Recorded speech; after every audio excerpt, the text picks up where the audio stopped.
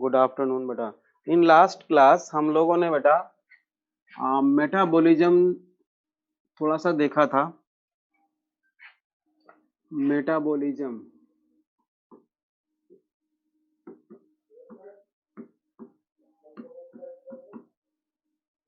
ठीक है बेटा।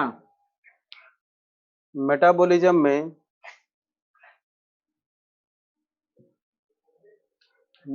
में बेटा हमने आपको बताया था कि अगर in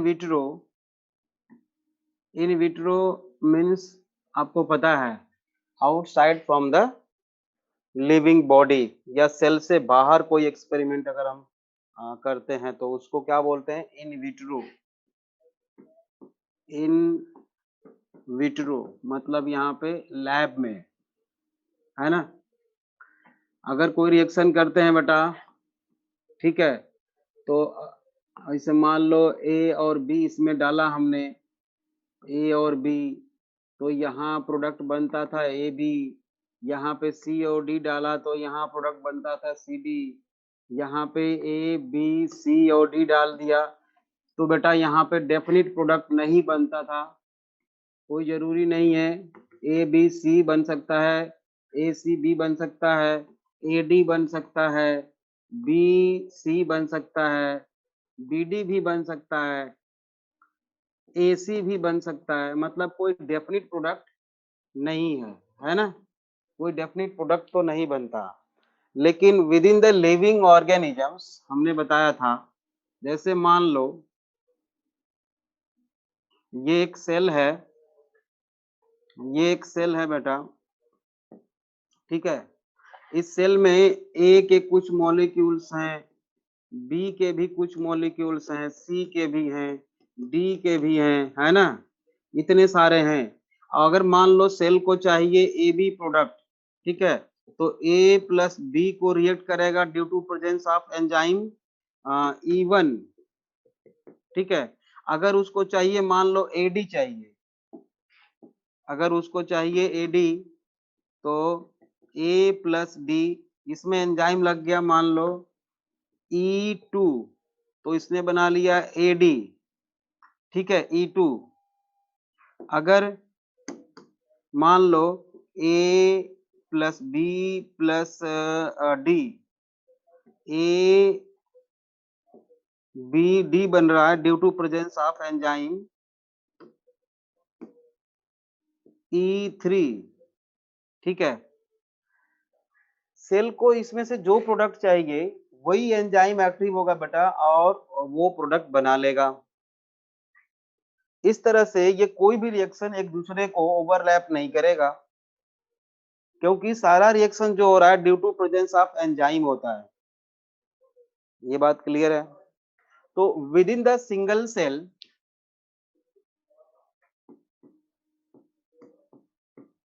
with in a single cell, और ऑर्गेनिज्म लिख सकते हो, मल्टी सेलुलर भी इसमें आ सकता है। Organism within a single cell और organisms more than thousands of biochemical reactions occur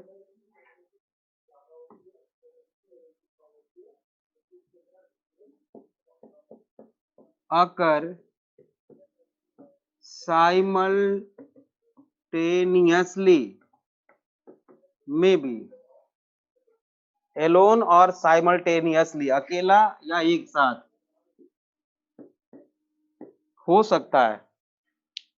बात समझ में आई? एक सिंगल सेल के अंदर 1000 से ज्यादा रिएक्शंस ऐसे डिस्कवरी हो चुकी है बेटा, एक सिंगल सेल के अंदर चल रहा होता है। कैसे पॉसिबल हो पाता है कि एक दूसरे को कोई डिस्टर्ब नहीं करता? ये कैसे पॉसिबल हो पाता है बेटा? Due to presence of specific type of enzyme. Each and every chemical reaction within the cell are controlled by specific type of enzyme. Now it is called metabolism. ठीक है, स्टेटमेंट लिख लिया है आप लोगों ने ये within the single cell? No, जल्दी लिखो। ठीक है कलप्रीत, अब एक बात बताओ बेटा कि हाँ ठीक है, अब एक बात बताओ, ये है बेटा टेस्ट ट्यूब, एक टेस्ट ट्यूब है और इसमें हमने ए और बी रिएक्टेंट डाला है और इसमें एंजाइम E1 डाल दिया हमने और ये बना लिया ए बी। तो ये जो रिएक्शन हुआ है due to presence of enzyme हुआ है, ये जो रिएक्शन हुआ है बेटा due to presence of enzyme हुआ है। तो ये मेटाबॉलिज्म है क्या? हाँ, इसको हम मेटाबॉलिज्म बोलेंगे। ये जो है बेटा मेटाबॉलिज्म है। तो अब बताओ, मेटाबॉलिज्म तो outside from the living body, मतलब within the test tube. Metabolism की डेफिनेशन हमने पहले लिखवा दिया है बेटे, all the biochemical reactions which occur within the living cell is called metabolism। ठीक है, हाँ, तो सुनो, अभी मैंने डेफिनेशन बोला कि within the living cell, मतलब इसको अगर हम मेटाबॉलिज्म लिख रहे हैं तो ये गलत है। ठीक है, ठीक है, बात समझ में आई? तो ये मेटाबॉलिज्म तो नहीं है क्योंकि लिविंग सेल नहीं है। ठीक है, फिर ये क्या है? It is not not not a living things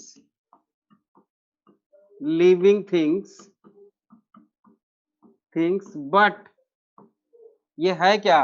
living reaction है। मेरी बात ध्यान से सुनो, बहुत आसान है। ये लिविंग थिंग तो नहीं है, लिविंग ऑर्गेनिज्म तो नहीं है बेटा, लेकिन लिविंग रिएक्शन है क्योंकि एंजाइम के प्रेजेंस में हो रहा है and enzyme is the product of only living organisms.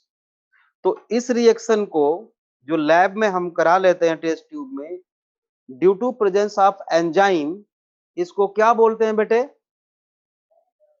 क्या बोलते हैं इसको?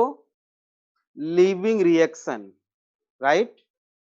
Living reaction in test tube due to presence of enzyme biochemical reaction is called, is not a living things but it is a living reaction। Statement लिखिए तो जरा, statement लिखो बेटा। in vitro within the test tube, हाँ अभी बता देते हैं दोबारा बेटा, दोबारा बता देते हैं, पहले स्टेटमेंट लिख लीजिए। in vitro in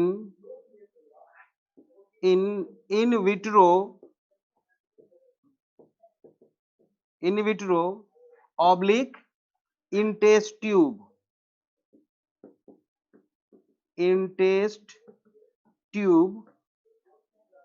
biochemical reaction in test tube biochemical reaction due to presence of enzyme biochemical reaction due to presence of enzyme is the due to presence of enzyme is the not a non-living things,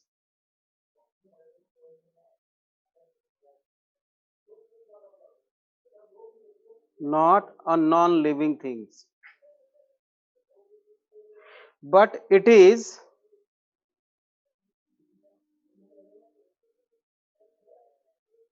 due to presence of enzyme क्या बोला मैंने? Statement कैसे repeat कर दे भाई? मोनिका बेटा, in vitro और in test tube biochemical reaction due to presence of enzyme is due to presence of enzyme is not a non-living things,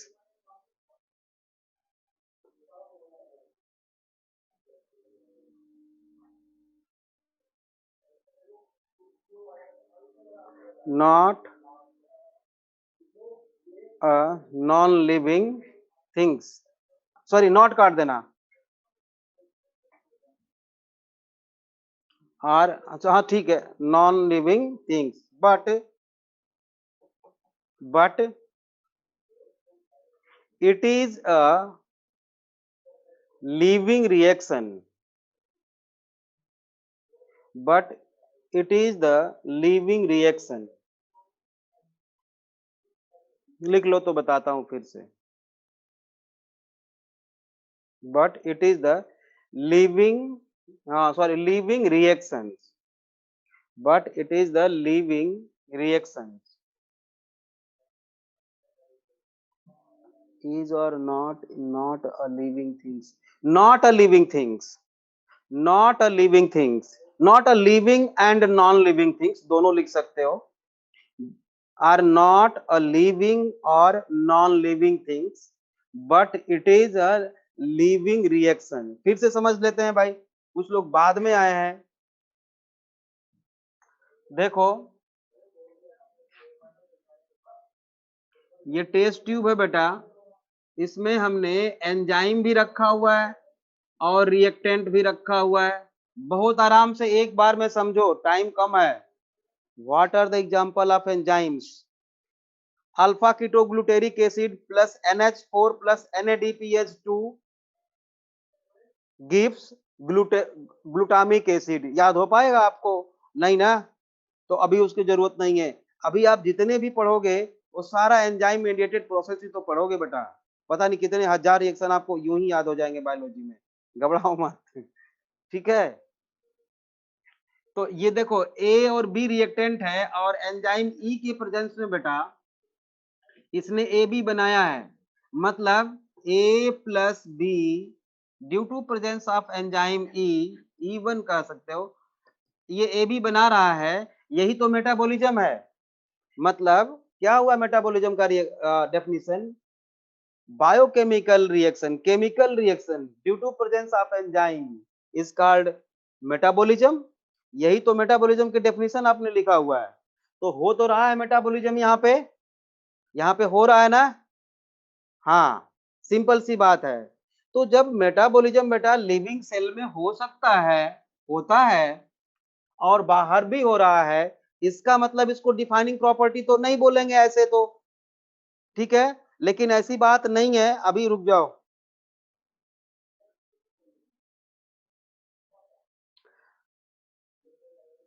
कौन है ये? वंश बेटा, ब्रेक डाउन कैटाबोलिक और एनाबोलिक तो बाद की चीज है, दोनों में एंजाइम तो लगता है ना, तो तेरी प्रॉब्लम क्या है बता जरा। हम एंजाइम के प्रेजेंस में चाहे कोई भी रिएक्शन कराएं, इससे क्या मतलब है कि कैटाबोलिज्म हो रहा है कि एनाबोलिज्म हो रहा है? इसी को तोड़ करके हम एंजाइम लगा के ए और बी में निकाल देंगे तो क्या हो जाएगा बताओ?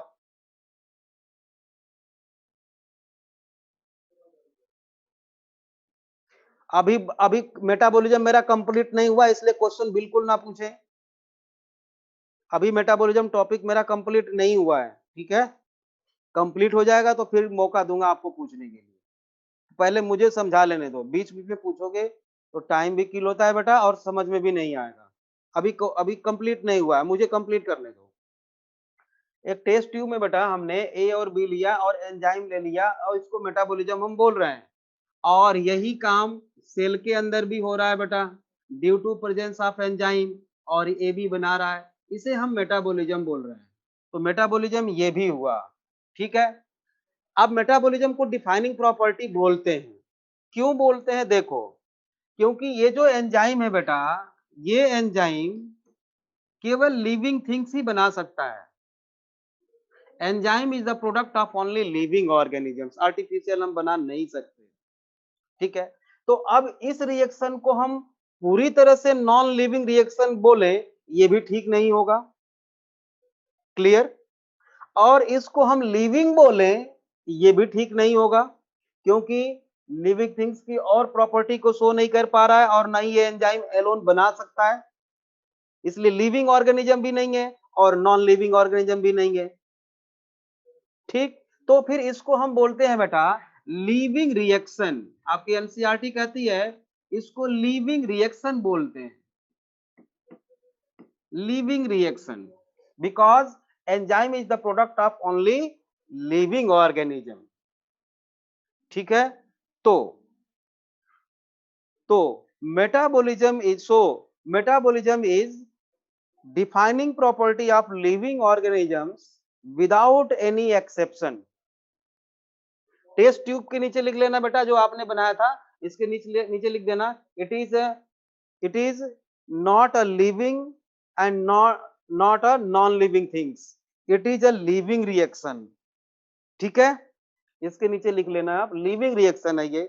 सो metabolism is defining property of living organisms without any exception। लिख लो अब लिखो बेटा, so please show last slide for a minute, last slide। अच्छा ठीक है, शो कर देता हूं, पहले स्टेटमेंट लिख लो बेटा, लिख लो स्टेटमेंट एक, metabolism, so metabolism is a defining property of living organism। Metabolism is a defining property of living organisms without any exception, without any exception।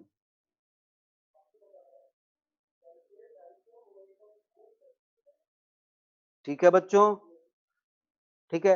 अब बेटा आप में से कोई भी बेटा बोल सकते हो, अगर कहीं भी आपको कोई डाउट हो मेटाबॉलिज्म में तो।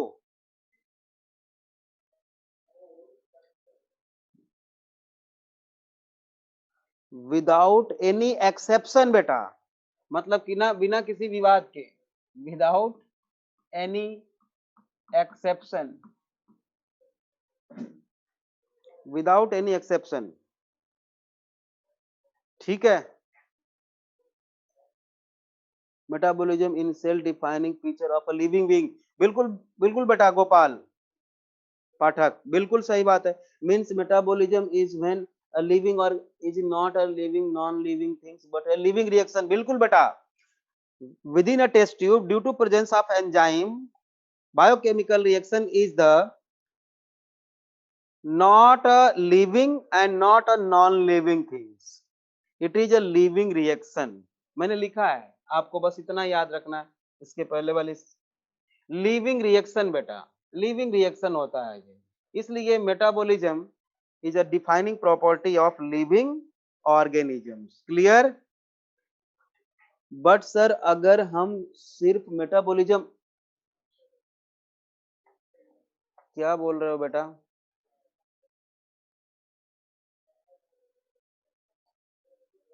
बट सर अगर हम सिर्फ मेटाबॉलिज्म लिखें तो वो गलत नहीं होगा, हो जाएगा।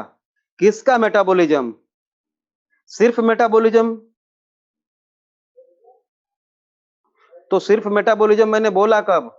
टेस्ट ट्यूब में मेटाबॉलिज्म सिर्फ नहीं हो रहा है, वो लिविंग रिएक्शन है, वो लिविंग। पिछले वाली स्लाइड में मैंने यहाँ पे लिखा था जरूर, लेकिन इसको फिर मैंने यहाँ पे जगह नहीं थी इसलिए दूसरा डायग्राम बना के लिविंग रिएक्शन लिखा था। ये एक्चुअल में मेटाबॉलिज्म ये नहीं है, ये लिविंग रिएक्शन है। अब बेटा किसी को एग्जांपल देना, किसी डेफिनेशन क्या होगी? और sum total of biochemical reaction which occur within the living cell is called metabolism. Sum total of biochemical reaction which occur within the living cell is called metabolism.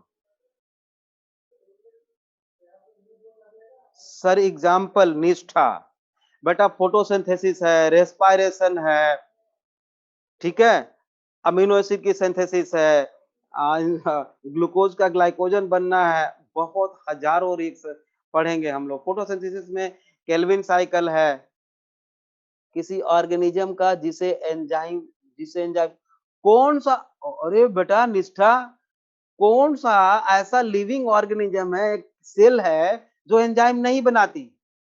बता बेटे। हमारी हर cell enzyme बनाती है बेटे, समझ रहे हो? ये सारा फिजियोलॉजी में हम लोग पढ़ेंगे बेटा। जैसे जैसे रेनिन, पेप्सिन, जो आप 10th में से पढ़ के आए हो, रेनिन, पेप्सिन, एमाइलेज, बहुत सारा, और वो जो डाइजेशन का एक्वेशन लिखते थे, वही तो मेटाबॉलिज्म है। हाँ, वो सेल के बाहर एलिमेंट्री कैनाल में हो रहा है, और photosynthesis within the cell हो रहा है, respiration within the cell हो रहा है, वो सारा मेटाबॉलिज्म है। Can metabolism mitochondria synthesise ATP outside?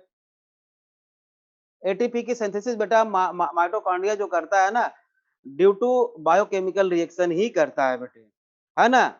आप रिएक्शन पूछ रहे हो, देखो अब क्रेब्स साइकिल में क्या है, सिट्रिक एसिड है, आइसोसिट्रिक एसिड है, आइसोसाइट्रेट है, अल्फा कीटोसक्सिनिक एसिड है, अल्फा कीटोग्लूटेरिक एसिड है, सक्सिनाइल कोएंजाइम ए है, फिर फॉर्मिक एसिड बनता है, फिर मैलिक एसिड बनता है, फिर ऑक्जेलो एसिड, इतना सारा 13 स्टेप है क्रेब्स साइकिल के केवल अकेले माइटोकॉन्ड्रिया में। तो उतना अभी आपको याद हो नहीं पाएगा बच्चे, और मैं लिखूंगा आप परेशान हो गए। तो वो जब टाइम आएगा प्लांट फिजियोलॉजी, एनिमल फिजियोलॉजी में पढ़ेंगे, ठीक है? Metabolism clear? सर समझ नहीं आया। तो बेटा हम 1 घंटे आज मेटाबॉलिज्म ही पढ़ाते हैं। ये कौन बच्चा लिख रहा है? सर समझ नहीं आया, आ रहा आप?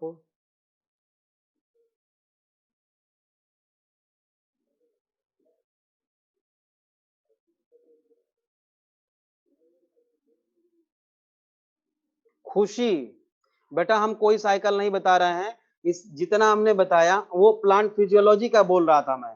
कोई एंजाइम का एग्जांपल जो पूछ रहे थे, इसलिए मैं बता रहा था कि अभी आप घबराओगे उसकी कोई जरूरत नहीं है लिविंग वर्ड में। खुशी, उसकी कोई जरूरत नहीं है, एंजाइम के एग्जांपल बता रहा था, रिएक्शन के एग्जांपल बता रहा था। सर एग्जांपल ऑफ मेटाबॉलिक, फिर किसी ने पूछा एग्जांपल, अभी जल्दी जल्दी क्लास ज्वाइन किए हो क्या? लिख ले बेटा। नहीं नहीं, तुम लोग लिख ही लो, जिसकी जरूरत नहीं है, आप याद करना चाहते हो तो लिख लो, लिखो।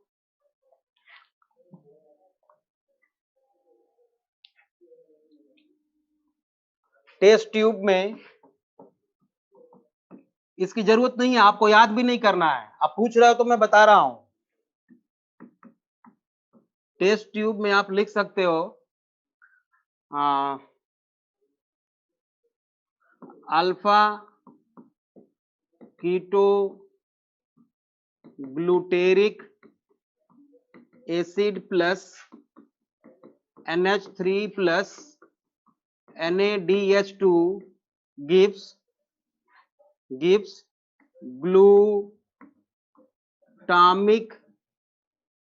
glutamic acid due to presence of enzyme glutamate dehydrogenase। क्यों भाई, याद हो जाएगा? और इससे फायदा क्या होगा आपका, बोलो? लो एग्जाम्पल, एग्जाम्पल लिखो, अभी लिखना शुरू करो, 25 एग्जाम्पल अभी। उसकी कोई जरूरत नहीं है भाई, नीट में नहीं पूछेगा आपको कि मेटाबॉलिज्म का टेस्ट ट्यूब में एग्जाम्पल बताओ। कभी किसी 10 साल 20 साल में पूछा हो तो मुझे बताओ पेपर में। जितना बोला जा रहा है ना उतना करोगे तो नीट में 360 नंबर चाहिए ना आपको, उतना हम दिला सकते हैं, ठीक है? अननेसेसरी आप उलझोगे, ये क्या हुआ, ये उसमें प्रॉब्लम आएगी। बात समझ में आ रही है? मुझे तो सारी याद है, उसकी जरूरत नहीं है तो मैं क्यों बताऊं? चलो next property of living organism, cellular organisation. क्या है बेटा? Cellular organisation. ठीक है, आप जानते हो बेटा ऑल लिविंग थिंग्स, लिखो all living things are made up of, all living things are made up of cells, cells। ठीक है, they may be cells, full stop, they may be unicellular or multicellular, they may be unicellular or multicellular। अब साहिल, इसको रोक के बेटा साहिल मैं consciousness पढ़ाना शुरू करूं क्या? साहिल, इसको रोक दूं? साहिल बोलो, साहिल बेटा बोलो, लिखो जल्दी। क्या इसको रोक के कॉन्शियसनेस बताना शुरू कर दूं? फिर आप बीच में क्यों कॉन्शियसनेस की बात कर रहे हो? क्यों? लिखो all living organisms are made up of cells। ठीक है, दे आर में भी सर, ये टाइप ऑर्गेनाइजेशन में भी एनिमल किंगडम में दे आर में भी यूनिसेल्युलर और मल्टीसेल्युलर, दे आर में भी यूनिसेल्युलर और मल्टीसेल्युलर। और बेटा आप जानते हो कि सेल्स जो हैं इनके एग्रीगेशन से बेटा टिश्यू बनेगा। मल्टीसेलुलर ऑर्गेनिज्म में टिश्यू से क्या बनेगा? टिश्यू सिस्टम बनेगा, इससे ऑर्गन बनेगा और ऑर्गन सिस्टम बनेगा, और यही क्या होता है? ऑर्गेनिज्म। ये लिखने की जरूरत नहीं है, आप जानते हो। ठीक है, मैं यहाँ पे ये बताना चाहता हूँ, एनिमल किंगडम में भी आपने पढ़ा था बच्चों, मैं ये बताना चाहता हूँ कि देखो कोई भी लिविंग ऑर्गेनिज्म हो, कम से कम उसके पास सेल तो होनी चाहिए। अगर सेल नहीं है तो वो लिविंग ऑर्गेनिज्म नहीं है। जैसे वायरस का नाम आपने सुना है ना, अभी देखो क्या चल रहा है, वायरस है ना। वायरस के पास मेनली बेटा क्या होता है, मैं बैक्टीरियोफेज वायरस बता रहा हूँ, बनाया हूँ। ये आप पढ़ोगे सेकेंड चैप्टर में बायोलॉजिकल क्लासिफिकेशन में। इसके पास प्रोटीन होती है बेटा, ये डायग्राम आपने पहले भी देखा होगा। प्रोटीन की कवरिंग है और ये जेनेटिक मटेरियल है, बस। इसके पास सेल नहीं है, सेल नहीं है, इसलिए इसको लिविंग की कैटेगरी में रखते ही नहीं है, ये लिविंग नहीं है। हाँ, viruses are connecting link between living and non living thing, they are active only within the living cell, inactive outside from the cell, right?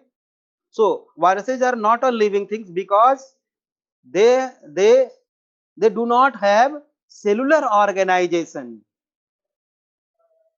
हाँ बिल्कुल बेटा तनु, सही बात है, ठीक है ना। तो वो लिव नहीं है, वो लिविंग। ठीक है, इसके बारे में और वायरस के बारे में, हाँ बिल्कुल बेटा, वायरस के बारे में नेक्स्ट चैप्टर में हम लोग डिटेल बात करने वाले हैं।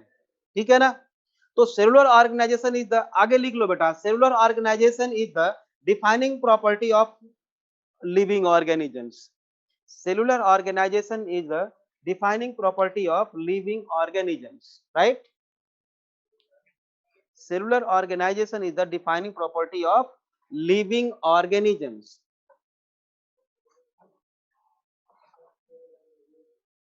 ठीक है सर, क्या नाम, क्या लिखा था बच्चे? एक बार फिर से लिखना, देख लूं। सर क्या नेम है इस वायरस का? इसका नाम है बेटा बैक्टीरियोफेज। ठीक है ना, those viruses which are attack on bacteria called bacteriophage virus. तो वो तो अभी नहीं बताएंगे, अभी नेक्स्ट चैप्टर में हम नहीं लिखूंगा, नहीं लिखूंगा बेटा, अगले चैप्टर में आपके एनसीईआरटी में डायग्राम भी बनाया है और हम लोग नेक्स्ट चैप्टर में पढ़ने वाले हैं वायरस, अभी वायरस नहीं पढ़ाएंगे। ठीक है, नेक्स्ट है बेटा कॉन्सियसनेस। कॉन्सियसनेस क्या है? ठीक है सर, ये डिफाइनिंग प्रॉपर्टी क्यों है? Because any living things which do not have cell, example बताओ आप। नहीं ना, कोई ऐसा लिविंग ऑर्गेनिज्म हो ही नहीं सकता बेटा जिसके पास कोई सेल ना हो। ठीक है, सेल तो होना ही चाहिए, इसलिए सेल जो है बेटा एबिलिटी टू रिस्पॉन्ड टू, हाँ कॉन्सियसनेस बेटा एक्सटर्नल स्टिमुलस के अगेंस्ट रिस्पॉन्स करना क्या है? कॉन्सियसनेस है। और कॉन्सियसनेस एक्चुअली में अवेयरनेस है। अवेयरनेस है बिल्कुल बेटा, aware, all organisms are aware in their surrounding. तो लिखो बच्चों, it is awareness of the surrounding, conscious response to next topic है। हाँ बेटा, कॉन्सियसनेस ये नेक्स्ट टॉपिक है, ह्यूमन बीइंग और सेल्फ कॉन्सियसनेस। बिल्कुल सारी बात मैं बताऊंगा, उसके बाद डाउट होगा तो पूछना बच्चों आप लोग, ठीक है। लिखिए, it is awareness of surrounding, statement लिखो बेटा, it is awareness of surrounding, of the surrounding and responding, it is awareness of the surrounding and responding to external stimuli, external stimuli,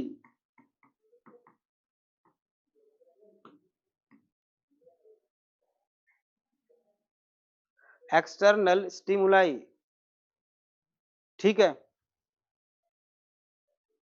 sir, ये नॉन डिफाइनिंग है? नहीं, ये defining है या non defining है, अभी देखो डिस्कस करते हैं, पता चल जाएगा बेटे। चल देखो, इधर नहीं समझ में आएगा आप डाउट एक बार नहीं 5 बार 10 बार पूछो, कोई दिक्कत नहीं है, लेकिन समझने की कोशिश करो बच्चों। सर स्टिमुलाई क्या होता है? देखो, जैसे मैं यहाँ पे खड़ा हूं, बहुत गर्मी है, तो टेम्परेचर हमको अफेक्ट कर रहा है। टेम्परेचर एक स्टिमुलस हो गया, स्टिमुलाई हो गया। ठीक है, धूप में निकले तो सनलाइट स्टिमुलस हो गया। यहाँ पे पिन चुभो दें, ये पिन क्या हो गया? स्टिमुलस हो गया। It is too cold, it is too hot, आज बहुत गर्मी है, आज बहुत ठंडक है, तो टेम्परेचर क्या हो गया? स्टिमुलस हो गया। चेंज इन इन्वायरमेंट, बिल्कुल, ये पिन चुभा दिया, ये भी एक स्टिमुलस हो गया। ठीक है, स्टिमुलाई। अब देखो बेटा, क्या है कि मैं एक एक्सपेरिमेंट बताने जा रहा हूं बेटा, एक छोटा सा एक्सपेरिमेंट मैं बताऊंगा आपको, लेकिन परेशान मत होना। वो एक्सपेरिमेंट फिर से आपका एक प्लांट फिजियोलॉजी में फोटोसिंथेसिस चैप्टर है +1 में, वहां पे पढ़ेंगे हम लोग। यहाँ पे थोड़ा सा एग्जांपल मैं आपको बताता हूँ, ठीक है, कॉन्शियसनेस को समझाने के लिए, ठीक है ना। एक देखो बेटा, एक बीकर ले लें हम, एक बीकर ले लिया बेटा, इसमें हमने क्या डाल दिया? पानी डाल दिया। ठीक है, पानी डाल दिया, इसमें क्या है? वाटर है। ठीक है, अब इसमें green green algae, green algae का मतलब ये क्या है बेटा? एल्गी, क्लेडोपोरा वैसे होता है एल्गी। ये एल्गी बेटा फोटोसिंथेसिस करेगी सनलाइट के प्रेजेंस में बेटा।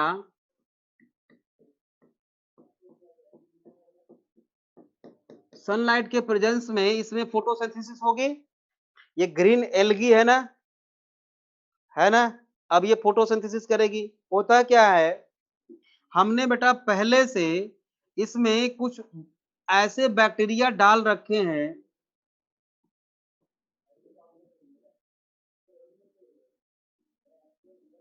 ये क्या है बेटा?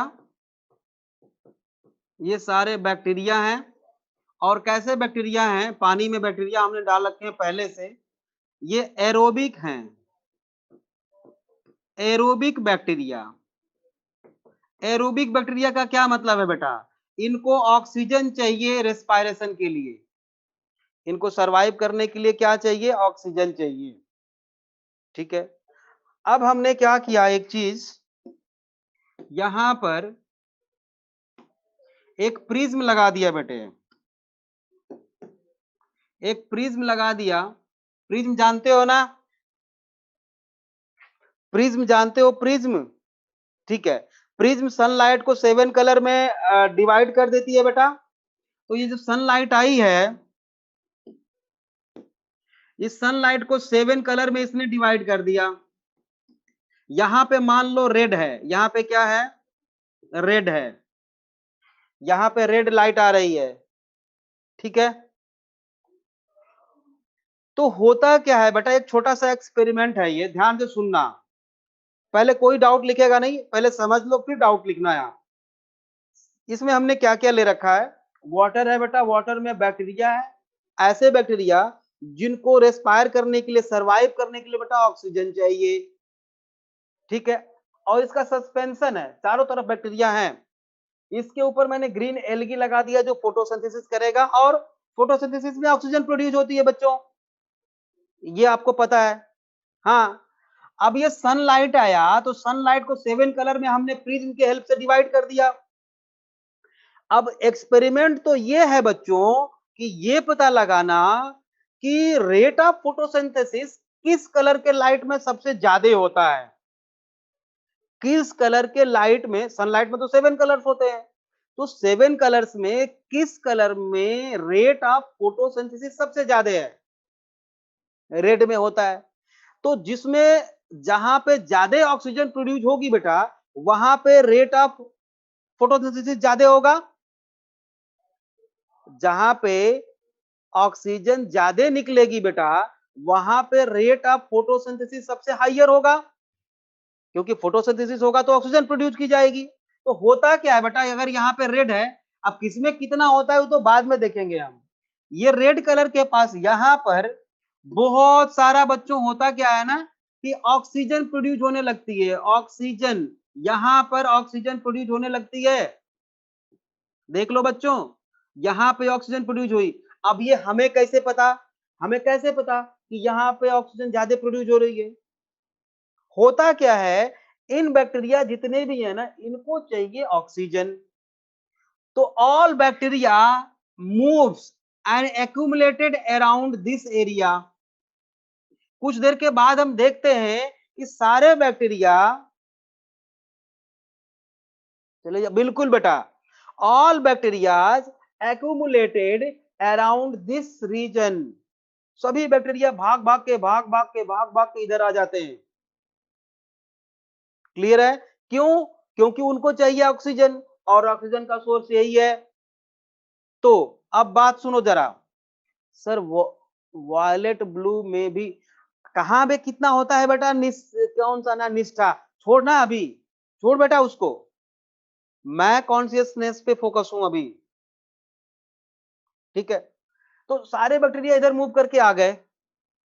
इसका क्या मतलब हुआ बेटा, इस बैक्टीरिया जो है इनके पास आंखें तो नहीं है ना, ये बैक्टीरिया है बेटा, इसके पास आंखें तो नहीं है, मेम्ब्रेन है और इसके बाहर सेल वॉल है, लेकिन फिर भी इनको पता चल जाता है सराउंडिंग का, फिर भी इनको सराउंडिंग का पता चल जाता है, चलो उधर से ऑक्सीजन आ रही है, उधर बढ़िया चीज है हमारे लिए, चलो उधर चलते हैं। सारे मूव कर गए। देखो, ये है कॉन्सियसनेस, और ऑक्सीजन इनके लिए स्टिमुलस का काम किया। बोलो, यूनिसेलुलर ऑर्गेनिज्म है, लेकिन देखो कमाल का है, हाँ, कॉन्सियसनेस की प्रॉपर्टी, इनमें कॉन्सियसनेस है और ये मूव करके चले गए। कॉन्सियसनेस समझ में आया? अब एक चीज और देखो,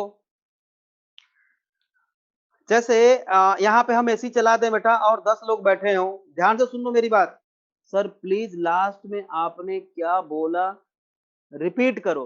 लास्ट में मैंने ये बोला बेटा, all bacterias moves, all bacteria accumulate around this region, red light means source of oxygen कहाँ पे है? यहाँ पे है, तो सभी बैक्टीरिया मूव करके चले जाते हैं इधर, and this is a property of consciousness, ठीक है। अब देखो बेटा, मान लो इस रूम में जहां पे मैं हूं, यहाँ पे एसी में चला दूं और रूम टेम्परेचर, एसी का टेम्परेचर कर दूं बेटा 23, राइट? 23 कर दिया मैंने। 10 लोग बैठे हुए हैं मान लो यहाँ पे, तो 2-4 लोग ऐसा हो सकता है बोले यार बहुत ठंडा लग रहा है, थोड़ा टेम्परेचर बढ़ाओ। कुछ लोग ऐसे हो सकते हैं 2-4 लोग बोलेंगे ऐसा करो टेम्परेचर और घटाओ, सॉरी बढ़ा दो, ठीक है? कुछ लोग बढ़ाने के लिए बोलेंगे, कुछ लोग घटाने के लिए बोलेंगे। कुछ लोगों को गर्मी होगा तो वो घटाने के लिए बोलेंगे कि भाई हमको तो 20 पे ठीक है। कुछ लोग बोलेंगे नहीं, नहीं यार, इसको 27-28 करो, 20-28 पे ठीक है। मतलब बेटा बात समझो जरा, सबके सराउंडिंग तो एक ही स्टिमुलस है टेम्परेचर और सबके लिए टेम्परेचर तो बराबर है। और यही क्या है? कॉन्शियसनेस है। यही कॉन्शियसनेस है। लेकिन एक ही stimulus, same type of stimulus का इफेक्ट अलग अलग अमाउंट में हो रहा है, डिफरेंट अमाउंट में। मतलब कॉन्शियसनेस क्या है बच्चों? Consciousness is not a qualitatively phenomena, it is a quantitatively phenomena. मतलब क्वांटिटी में लग रहा है, उसको फील हो रहा है कि कितना टेम्परेचर है। Quantity, quantity. एक एग्जांपल और सुनो, आपकी एनसीईआरटी लिखती है आ, कि कोमा में कोई पर्सन है बेटा, ठीक है? ये डिफिकल्ट है बताना कि उसको कॉन्शियसनेस है या नहीं है। अगर हम नहीं बोलते हैं, बिल्कुल ध्यान से सुनना मेरी बात, अगर नहीं है ऐसा बोलते हैं और बाद में वो होश में आ गया, ठीक है, तो जब वो कॉन्शियसनेस था ही नहीं, और कॉन्शियसनेस का न होना बेटा डेड को शो करता है। कॉन्शियसनेस का न होना डेथ डेथ को शो करता है। तो हम ये बोले कि कॉन्शियसनेस उसमें नहीं है, ये भी ठीक नहीं है। और ये बोले कि कॉन्शियसनेस है, ये भी गलत है, क्योंकि वो रिस्पॉन्स नहीं कर रहा है। तो क्या बोलेंगे? ऐसा नहीं बोलेंगे भाई, ह्यूमन इज ओनली। अभी सेल्फ कॉन्शियसनेस छोड़ो, अभी सेल्फ कॉन्शियसनेस मैंने नाम नहीं लिया भाई।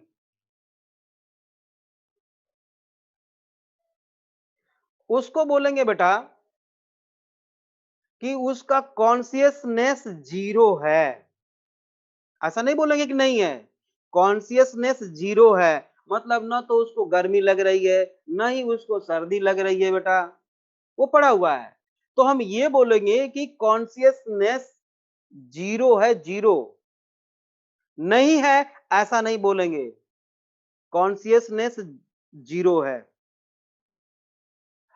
बट जीरो है। बिल्कुल गोपाल पाठक, बिल्कुल बेटा सही बात है, जीरो है, क्योंकि ये क्वांटिटेटिवली फिनोमेना होता है। अब देखो, human is the only person which have self consciousness.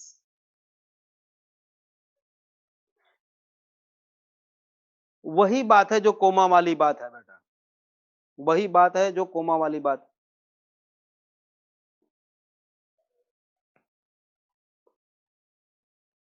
Sir वो है और नहीं है, मैं क्या?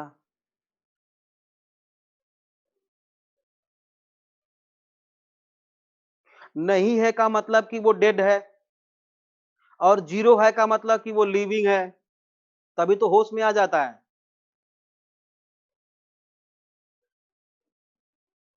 ठीक है। खुशी, क्या कह रहे हो? क्वालिटेटिवली, मुझे पढ़ा नहीं मैंने, अब लिखो उसके बाद मैं डाउट लेता हूं। ठीक है, नेक्स्ट पॉइंट लिखो। ये कॉपी करना हो तो कर लिए, हो गया, नहीं तो कोई जरूरत नहीं है इसकी। नेक्स्ट पॉइंट लिखेंगे बेटा, stimuli are perceived by,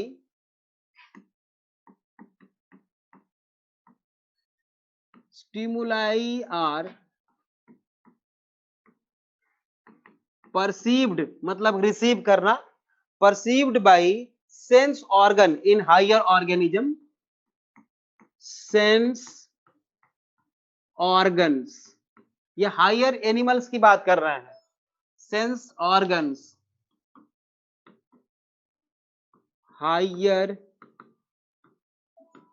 animals में, ठीक है ना?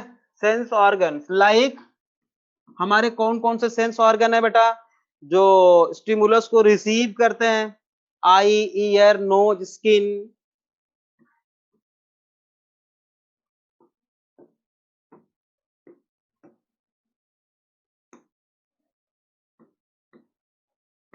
आई, ईयर, नोज, स्किन एक्सेट्रा, ये सारे टंग, बिल्कुल।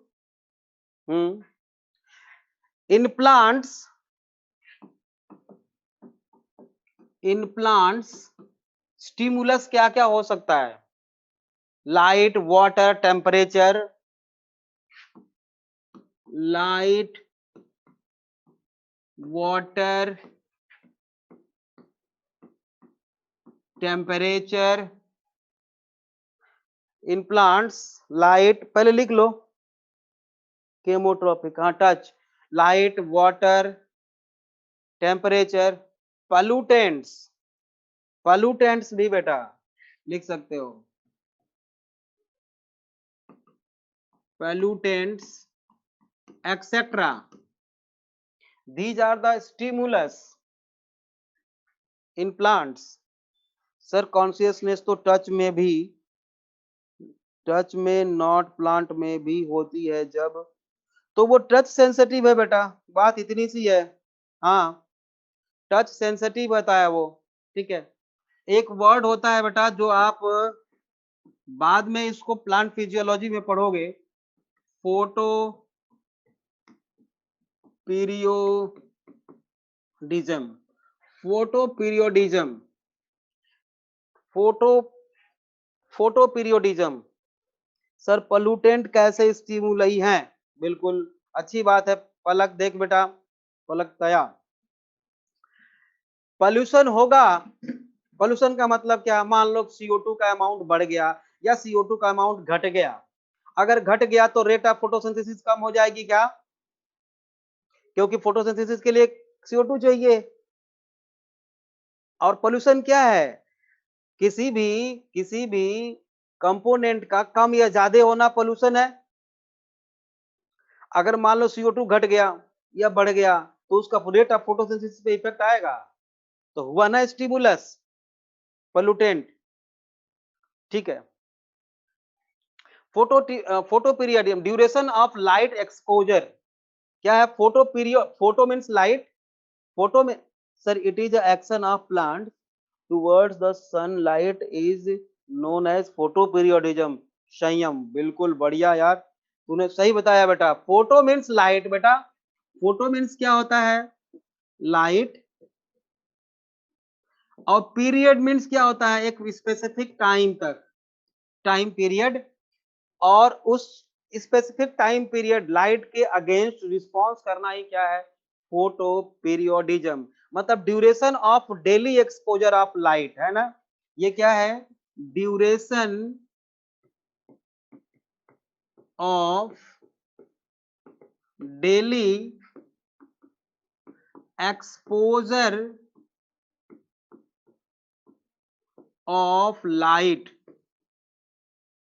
And it is related to flowering also, है ना बेटा? आपका +1 के प्लांट फिजियोलॉजी में, प्लांट फिजियोलॉजी में बेटा एक चैप्टर है 19 मुझे लगता है होगा, प्लांट ग्रोथ एंड डेवलपमेंट, उसका लास्ट टॉपिक है फोटो पीरियोडिज्म।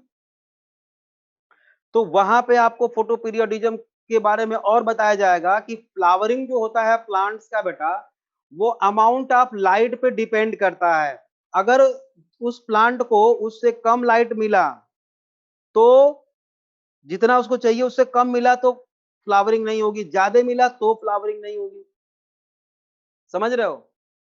तो फोटो पीरियोडिज्म प्लांट शो करते हैं, ठीक है। और ये फोटो पीरियोडिज्म फ्लावरिंग से रिलेटेड है, इसलिए ये रिप्रोडक्शन को इन्फ्लुएंस करता है।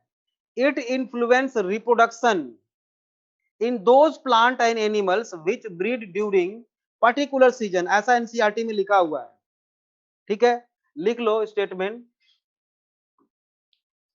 फोटो पीरियडिज्म, एक स्टेटमेंट लिखो तो इसको समझाता हूं मैं। Photo periodism influence photoperiodism influence reproduction बेटा फ्लावरिंग का प्लांट में reproduction in those plants and animals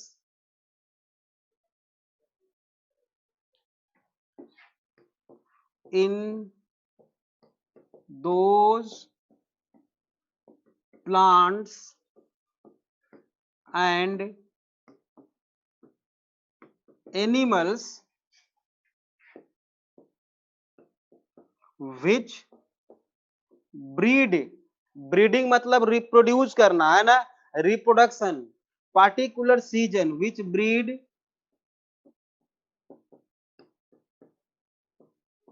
particular season.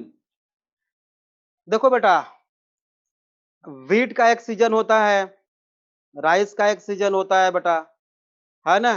तो photo period duration of light flowering को मतलब रिप्रोड्यूस करने को प्लांट में इन्फ्लुएंस करता है। और एनिमल्स में भी यही होता है, बहुत सारे एनिमल्स ऐसे हैं बेटा जो पर्टिकुलर सीजन में ही उनका वो रिप्रोड्यूस करते हैं। लेकिन ये एनिमल्स में रिप्रोडक्शन आप +2 में फर्स्ट चैप्टर में पढ़ोगे, एक्चुअल में उनको सीजनल ब्रीडर्स भी बोलते हैं।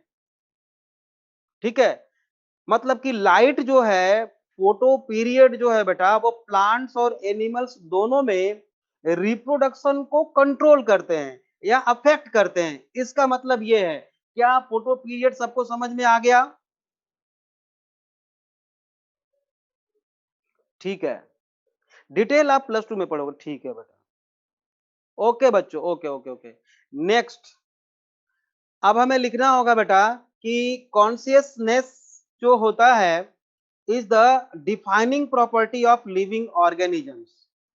कॉन्शियसनेस, बिना कॉन्शियसनेस के बेटा कोई भी ऑर्गेनिज्म, सर वो सर जो जब इंसान कोमा में होता है तब वो क्या है,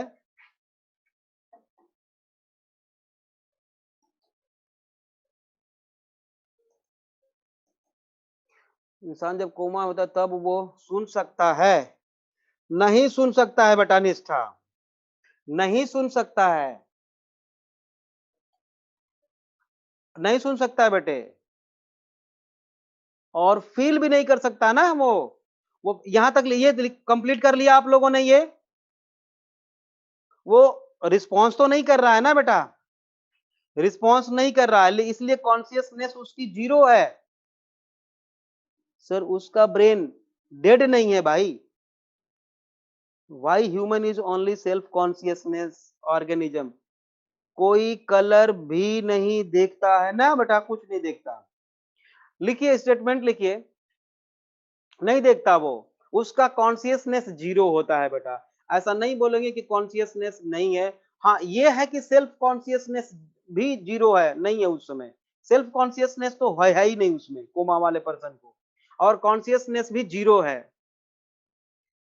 तो कोई सेंसेशन ही होती। अच्छा, अब दूसरे तरीके से समझाना पड़ेगा बेटा। एक बात बताओ, अगर उस कोमा वाले पर्सन को मेडिसिन दिया जाता है और न्यूट्रिएंट्स भी फीडिंग पाइप से दी जाती है, तो उस न्यूट्रिएंट्स का डाइजेशन होता है क्या? या मेडिसिन अपना काम करती है क्या सेल में?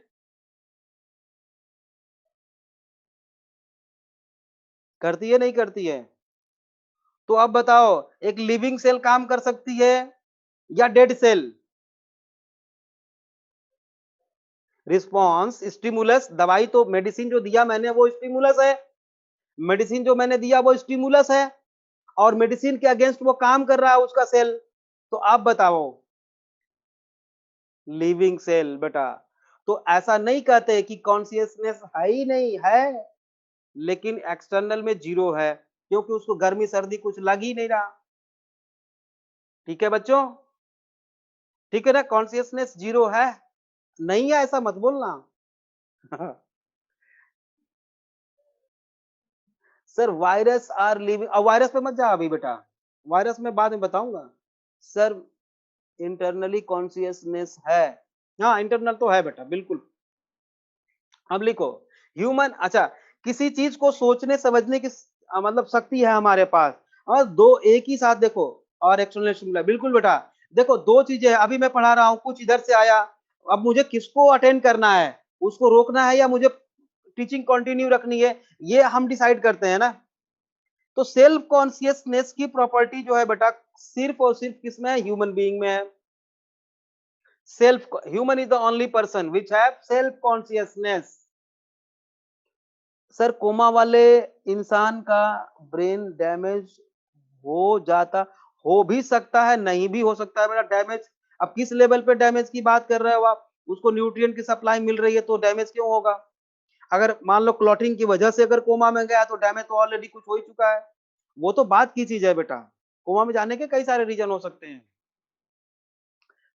कोमा पे रिसर्च नहीं करना हमें, कोमा पे रिसर्च नहीं करना बेटा। हाँ सेल्फ कॉन्शियसनेस का मतलब होता है बेटा कि खुद डिसाइड करना, दो स्टिमुलस अगर एक साथ आ जाए तो खुद डिसाइड करना कि हमें क्या करना है, किसको चूज करना है, किसको रिजेक्ट करना है बेटा।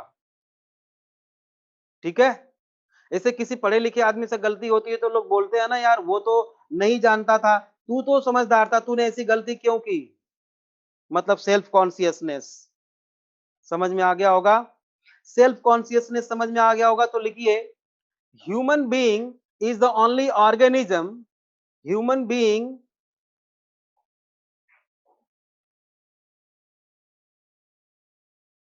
तो बेटा ब्रेन तो डैमेज आपका, ब्रेन ब्रेन का डैमेज होना, कोमा में जाने का कोई भी रीजन हो सकता है बेटा, यहाँ पे हम मेडिकल साइंस नहीं पढ़ अब।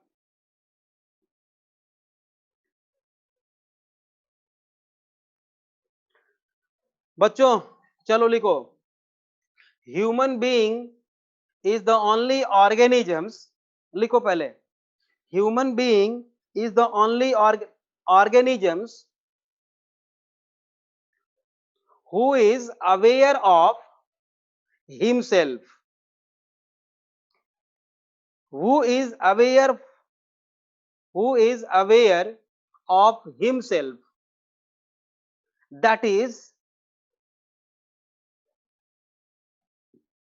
human being is the only organism who is aware, human being is the only organism who is aware of himself,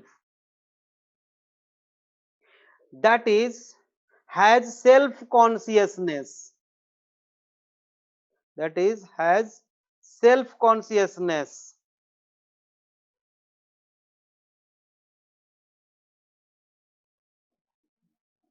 अच्छा एनिमल भी हो सकता है सेल्फ कॉन्शियसनेस, दूसरे कैटल्स हो सकते हैं।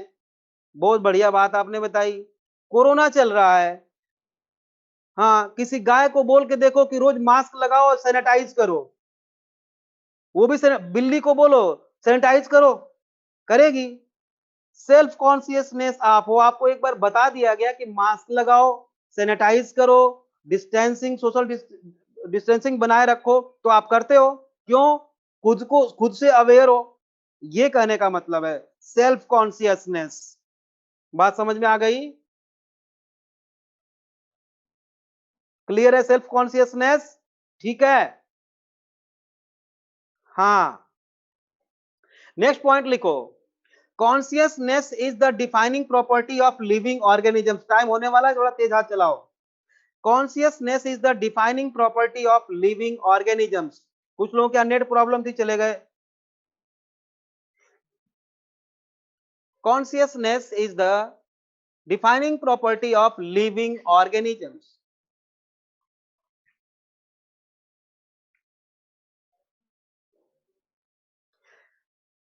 ठीक है। नेक्स्ट पॉइंट लिख लो ह्यूमन इन कोमा क्या है, no self consciousness but, consciousness क्या है, consciousness is zero because consciousness is the quantitatively phenomena. Because यहां पे लिख लेना because consciousness is the quantitatively phenomena. Quantitatively phenomena. बेटा मैं और आगे तक बढ़ने वाला था। अब जितने भी बच्चे आप लोग सुन रहे हो मुझे, किसी को कोई डाउट बता ना पाऊं अभी टाइम की वजह से वो अलग बात है, बट आप बताओ किसी का कोई ऐसा टॉपिक है जो आज के टॉपिक में रह गया हो, तो समझ में नहीं आया हो, है ऐसा? अगर ऐसा है होगा किसी का तो आप मुझे कॉल कर लेना, वॉइस कॉल कर लेना शाम को, ठीक है? बहुत बढ़िया बेटा, आपको समझ में आ गया, ये अच्छी बात है। चलो ठीक है, दो ही टॉपिक का हो पाया आज क्योंकि बच्चों ने काफी क्वेश्चंस किए, नो डाउट, बिल्कुल ठीक है बेटा। ओके बच्चों, मिलते हैं। सर कल क्वांटिटेटिव बता देना।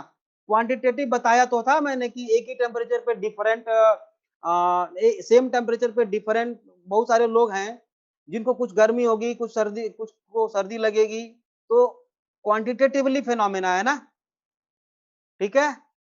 हाँ चल बेटा खुशी, ओके बाय बेटा, मिलते हैं नेक्स्ट क्लास में।